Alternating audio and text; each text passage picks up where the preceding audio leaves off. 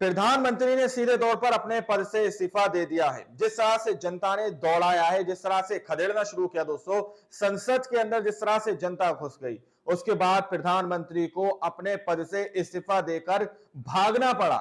और ये ऐसा दूसरा मामला सामने निकल कर आया है कि अपना राज्य पूरी तरह से छोड़कर भागना पड़ा है। जिस तरह से जनता ने ईंट से ईंट बजा डाली है दोस्तों, जिस तरह से जनता महंगाई से जूझ रही थी और जिस तरह से आर्थिक तंगी को फेस कर रही थी, उसके बाद जनता का जिस तरह से गुस्सा फूटा और जनता ने वहां का तख्ता पूरी तरह से पलट कर रख दिया है।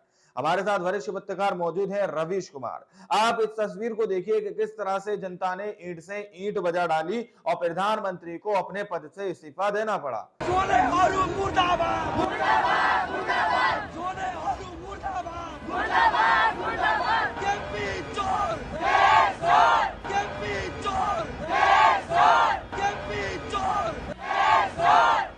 नमस्कार, मैं रवीश कुमार। केपी चोर देश छोड़, यह नारा नेपाल कहां से पहुंचा? वोट चोर गद्दी छोड़ से। भयंकर विद्रोह के बाद नेपाल के प्रधानमंत्री केपी शर्मा ओली ने इस्तीफा दे दिया है। संसद में लोगों की भीड़ घुस गई और संसद की इमारत में आग लगा दी गई। क्या नेपाल में भी अब बांग्लादेश की तरह हो रहा है?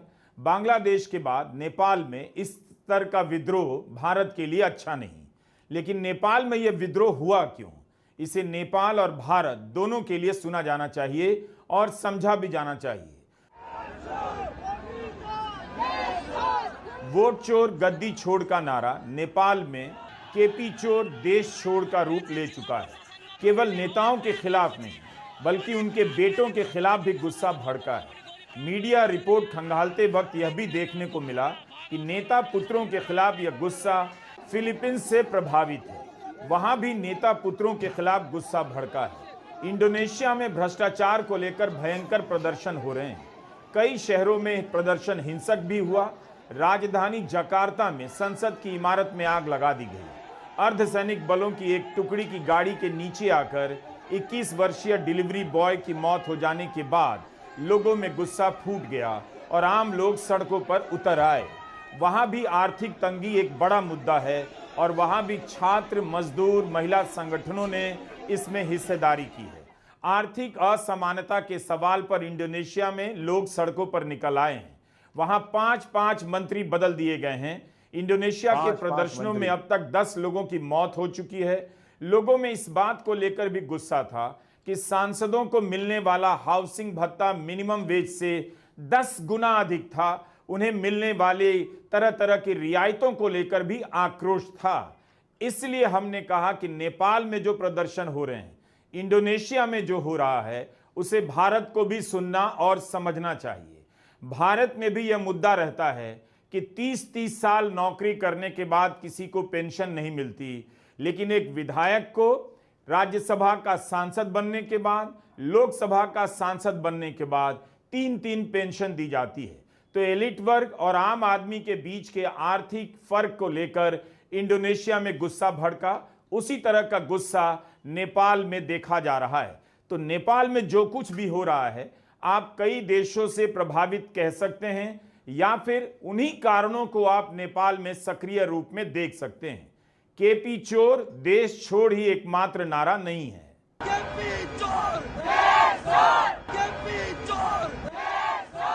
नेपाल में 8 सितंबर को पुलिस की गोलीबारी से 19 छात्रों की हत्या के बाद हालात नियंत्रण से बाहर हो गए।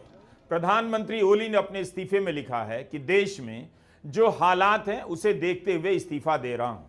इसके पहले उन्होंने शांति की अपील की, सर्वदलीय बैठक बुलाकर मामले को संभालने का प्रयास किया, कुछ भी काम नहीं आया। युवाओं ने पूरे नेपाल में गठबंधन में शामिल दलों के नेताओं को खदेड़ना शुरू कर दिया है।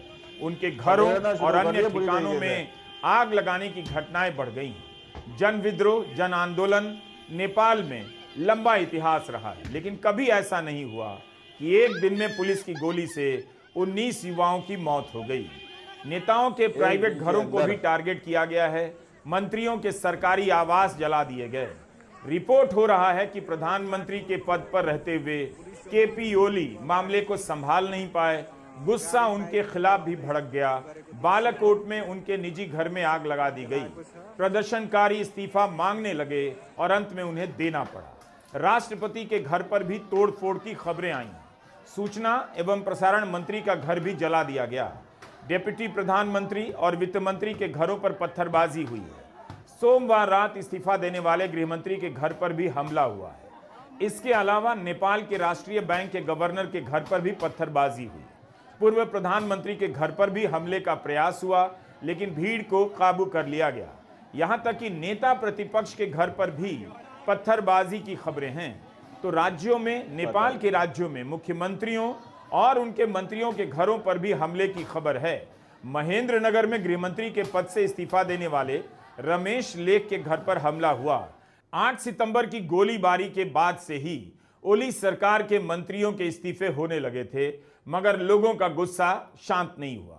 सत्ताधारी गठबंधन के 20 से अधिक सांसदों ने भी इस्तीफा दे दिया। नेपाली कांग्रेस के केंद्रीय मुख्यालय में आग लगा दी गई। इसके अध्यक्ष शेर बहादुर देउवा का भी घर जला दिया गया। शेर बहादुर देउवा भी नेपाल के प्रधानमंत्री रह चुके हैं। सीपीएन यूएमएल के पार्टी ऑफिस को भी जला दिया गया। सेना हेलीकॉप्टर से मंत्रियों को सुरक्षित स्थान पर ले जाती दिखी। नेपाल कम्युनिस्ट पार्टी के अध्यक्ष पुष्पा कमल दहाल प्रचंडा के घर पर भी हमला हुआ है। इसका मतलब है कि भ्रष्टाचार विरोधी आंदोलन सभी दल के नेताओं को निशाना बना रहा है। गुस्साई भीड़ ने संसद भवन में आग लगा दी है। संसद के भीतर भीड़ घुसती जा रही है और पुलिस काबू भी नहीं कर पा रही। संसद की यह तस्वीर बांग्लादेश की याद दिला रही है, जहां भीड़ इसी तरह प्रधानमंत्री शेख हसीना के घर घुस गई और उन्हें देश छोड़कर भागना पड़ा। क्या इन सब के पीछे सेना का कोई इरादा हो सकता है या बाहरी ताकतों का? नेताओं से निराश होना समझ में आता है, लेकिन अपने ही देश की संसद में आग लगा देना बता रहा है कि इस भीड़ को अब संभालने वाला कोई नहीं, समझाने वाला कोई नेता नहीं, और इसका लाभ अब कोई भी उठा सकता है। इस तरह के भी वीडियो आए हैं कि नेपाल के वित्त मंत्री और वहां के उप प्रधानमंत्री को दौड़ा दौड़ा कर मारा जा रहा है। ये सारी तस्वीरें बहुत भयावह हैं। बेकाबू हिंसा किसी भी लोकतांत्रिक प्रदर्शन की तस्वीर नहीं होनी चाहिए। शुरू में लग रहा था कि सोशल मीडिया पर बैन लगा देने के कारण युवाओं का विद्रोह भड़का है, लेकिन इसका रुख शुरू से ही भ्रष्टाचार विरोधी नजर आ रहा है। सोशल मीडिया के बैन के पीछे एक कारण यह भी बताया जा रहा है कि इन वेबसाइट्स पर आम लोग सरकार के खिलाफ खुलकर लिखने लगे थे, भ्रष्टाचार को मुद्दा बनाने लगे थे। दो बातें यहां गौर करने लायक हैं। 9 सितंबर को नेपाल में जो हुआ, उसके पीछे जेन जी पीढ़ी का गुस्सा है, या उस प्रदर्शन में दूसरे राजनीतिक दलों के लोग भी शामिल हो गए, अन्य संगठन भी हैं और हिंसा भड़की है, यह जांच का विषय है। नेपाल के इस विद्रोह को जेनजी विद्रोह कहा जा रहा है। यह उस पीढ़ी का नाम है जो 1997 से 2012 के बीच पैदा हुई।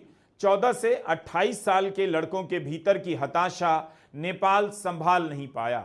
युवाओं का कहना है कि वही नेता हैं, अब वही नेता हैं, उन्हीं की सरकार बनेगी, युवा नेताओं की सरकार बनेगी। वे प्रांतों में भी युवाओं की सरकार चाहते हैं और केंद्र में भी।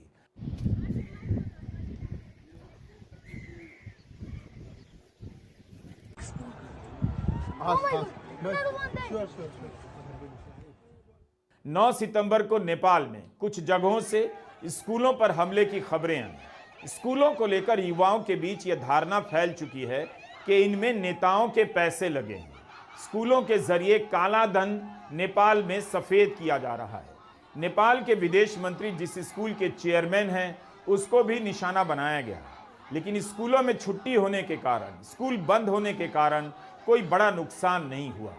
इस बात की पड़ताल और करनी चाहिए कि क्या यही कारण हो सकता है, या स्कूलों की फीस से युवा परेशान होंगे।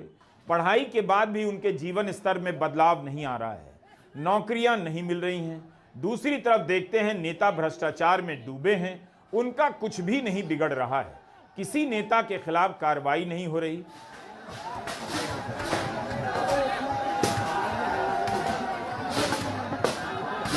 खदेड़ना शुरू कर दिया बुरी तरीके से।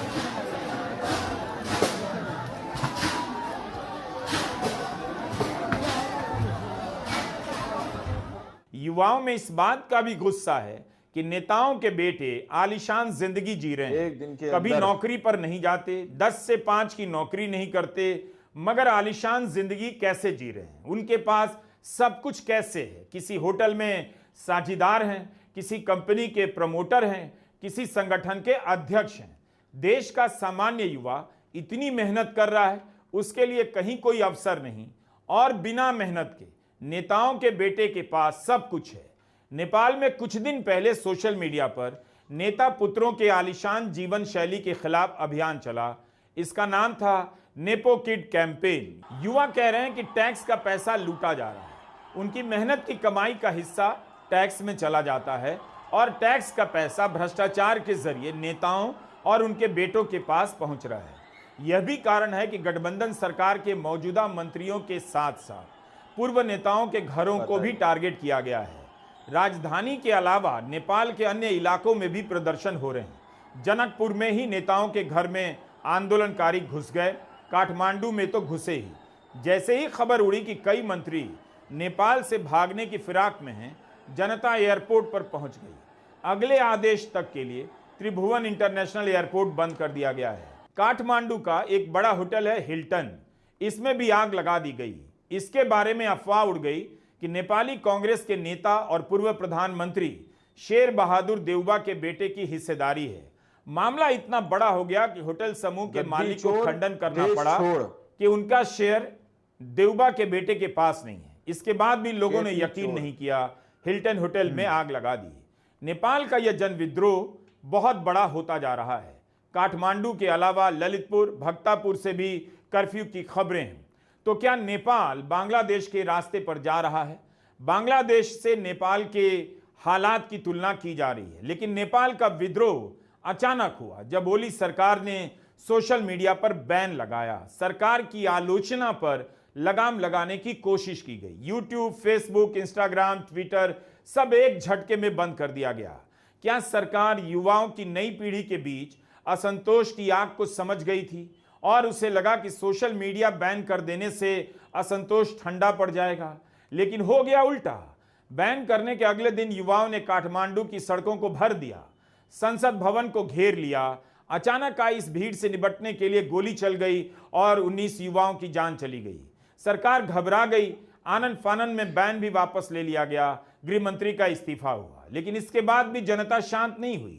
जेनजी आक्रोश को समझने की जरूरत है। जिस पीढ़ी के बारे में यह समझ बनाई जा रही थी, उसे राजनीति से कोई लेना देना नहीं, लोकतांत्रिक अधिकारों से उसका कोई सरोकार नहीं, अभिव्यक्ति की आजादी रहे ना रहे उसे कोई फर्क नहीं पड़ता, सरकार कैसे चल रही है इसकी परवाह नहीं करती है। जेनजी पीढ़ी केवल खाने पीने घूमने में मस्त रहती है। लेकिन जेनजी की इस पीढ़ी ने पहला राजनीतिक विद्रोह नेपाल में कर दिया है। अगर इसे जेनजी के विद्रोह के रूप में देखा जा रहा है या नेपाल की सड़कों पर जो हो रहा है, वो दुनिया भर में जेनजी पीढ़ी के प्रति समझ को बदलने के लिए काफी है। काठमांडू पोस्ट ने अपने संपादकीय में लिखा कि ओली को इस्तीफा दे देना चाहिए, और इस्तीफा देना पड़ा। पुलिस की गोलीबारी में 19 युवाओं की हत्या नेपाल के इतिहास का काला दिन है। पोस्ट लिखता है कि इनमें ज्यादातर स्कूल और कॉलेज जाने वाले छात्र थे। अधिकतर को सीने में या सर में गोली मारी गई। नेपाल की सुप्रीम कोर्ट की पूर्व चीफ जस्टिस सुशीला कार्की भी प्रदर्शनकारियों में शामिल हैं। जेनजी का प्रदर्शन 8 सितंबर को 2 ही घंटे के लिए था। बाकायदा अनुमति ली गई थी, तब भी हिंसा हुई। इसे लेकर सवाल उठ रहे हैं कि छात्रों पर गोलियां क्यों चली, और अब तो 48 घंटे के भीतर नेपाल की सरकार ही चली गई। नेपाल की सरकार ने एक झटके में सोशल मीडिया की सभी साइट्स बैन कर दिए और कहा कि 1 हफ्ते के भीतर खुद को सरकार के नियमों के तहत इन्हें रजिस्टर करवाना होगा। इस आदेश की निंदा होने लगी। कहा गया कि इससे सोशल मीडिया वेबसाइट पर निगरानी बढ़ जाएगी और यूजर्स की निजता में सरकार का दखल बढ़ जाएगा। लोगों की अभिव्यक्ति की आजादी पर प्रतिबंध लगेगा और सरकार आसानी से प्रदर्शनों को रोकने लग जाएगी। लेकिन सरकार का कहना था सोशल मीडिया पर फेक आईडी के इस्तेमाल से हेट स्पीच फैलाई जा रही है, फ्रॉड हो रहा है और अपराध को बढ़ावा मिल रहा है। इस तरह के तर्क अक्सर भारत में भी दिए जाते हैं और दुनिया के कई देशों में इसी बहाने का इस्तेमाल कर सोशल मीडिया अकाउंट बैन किए जाते हैं। पोस्ट डिलीट की जाती है, लोगों का खदेड़ना अकाउंट शुरू बंद कर कर दिया दिया पूरी जाता तरीके है। से। सोशल मीडिया की 26 साइट्स ने नेपाल सरकार के इस नियम का पालन करने से इनकार कर दिया। एक हफ्ते की मियाद खत्म हो गई। 4 सितंबर को आदेश जारी हुआ। फेसबुक, एक्स यानी ट्विटर, यूट्यूब, एक दिन के WhatsApp, Instagram, signal, WeChat, messenger, LinkedIn, Snapchat, Reddit जैसी तमाम सोशल मीडिया वेबसाइट बंद होने जा रही हैं। सिर्फ टिकटॉक, वाइबर और 3 अन्य सोशल मीडिया वेबसाइट को काम करने की अनुमति दी गई। नेपाल की 3 करोड़ आबादी में से 90% लोग इंटरनेट का इस्तेमाल करते हैं। जाहिर है इस फैसले का असर आबादी के एक बहुत बड़े हिस्से पर होना ही था, मगर लोगों ने अपने प्रदर्शन को सिर्फ सोशल मीडिया बैन तक सीमित नहीं रखा। टिकटॉक पर सरकार के मंत्रियों से पूछना शुरू कर दिया, देश को बताइए अपनी कमाई का राज, सोशल मीडिया नहीं, भ्रष्टाचार बंद कीजिए। यह सबक है दुनिया भर की सरकारों के लिए कि युवाओं को दमन के रास्ते आप दबा नहीं सकते। दमन की राजनीति लंबी नहीं चलेगी। सोशल मीडिया के जरिए गर्दन दबाने का काम बंद कर दीजिए। भ्रष्टाचार को लेकर, लोकतांत्रिक अभिव्यक्ति को लेकर सरकारों को ज्यादा पारदर्शी और विश्वसनीय होना पड़ेगा। भारत के पड़ोस में बांग्लादेश के बाद नेपाल की यह अस्थिरता उसके लिए चिंता की बात है। अभी इस पर चर्चा चल रही है कि क्या नेपाल में बांग्लादेश की तरह बाहर की शक्तियों का हाथ रहा है, लेकिन बाहर की शक्तियां भी तभी सफल होती हैं जब भीतर के हाथ। तो आप लोगों ने इस वीडियो को शुरू से आखिर तक देखा। वीडियो के अंदर साफ तौर पर दिखाया गया कि किस तरह से जनता आक्रोशित नजर आ रही है। जनता ने सीधे तौर पर यह ऐलान किया है कि कुछ भी हो जाए लेकिन प्रधानमंत्री को अपने पद से इस्तीफा देना पड़ेगा। प्रधानमंत्री ने अपने पद से इस्तीफा दिया और वहां से फरार हो गए। दोस्तों, जिस तरह की तस्वीरें यहां पर दिखाई गई हैं कि संसद के अंदर, संसद भवन के अंदर जिस तरह से नेपाल के अंदर जनता घुस गई और जनता ने ईंट से ईंट बजा डाली, जिसके बाद वहां के प्रधानमंत्री ने सीधे तौर पर इस्तीफा दे दिया। यह दूसरा मामला है दोस्तों। इससे पहले एक और तख्ता पलट हो चुका है। एक और तख्ता पलट शेख हसीना का हो चुका है, जहां पर जनता ने वहां के अंदर सीधे तौर पर शेख हसीना को दौड़ा दिया और शेख हसीना को अपना राज्य छोड़कर भागना पड़ा था इस्तीफा देकर। दोस्तों, ये दूसरा राज्य है दोस्तों, नेपाल, जो नेपाल के अंदर की ऐसी तस्वीरें सामने निकल के आ रही है जहां पर जनता आर्थिक समस्या से जूझ रही थी, जिसकी वजह से जनता का पानी जो है सच से ऊपर निकल चुका था और जनता ने इस तरह का फैसला लिया है। अब तीसरा राज्य ऐसा कौन सा हो सकता है? तीसरा राज्य ऐसा कौन सा हो सकता है जहां पर जनता बुरी तरह से दौड़ाकर तख्ता पलट कर सकती है, जहां पर जनता परेशान है, निढाल है। दोस्तों, बहुत सारे कयास लगाए जा रहे हैं। खैर, आप लोगों ने इस रिपोर्ट को देखा सुना, आप लोग इस रिपोर्ट के बारे में क्या सोचते हैं, अपनी राय कमेंट सेक्शन में जरूर दीजिएगा। मिलता है अगली वीडियो में, जब तक के लिए जय हिंद, जय भारत।